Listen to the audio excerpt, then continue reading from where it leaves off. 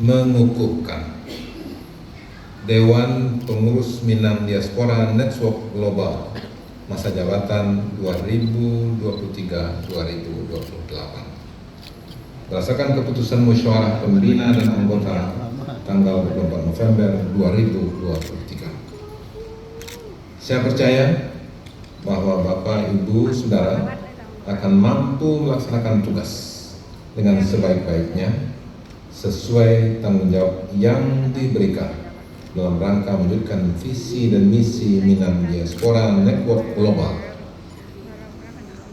Gubernur Sumatera Barat kepada Mahil.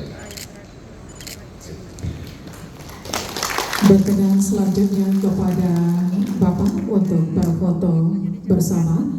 Kami undang Wakil Menteri Ketenagakerjaan Republik Indonesia, Ketua Bundo Kando, Ibu Ardeli Bahar, Ibu Vita Gama.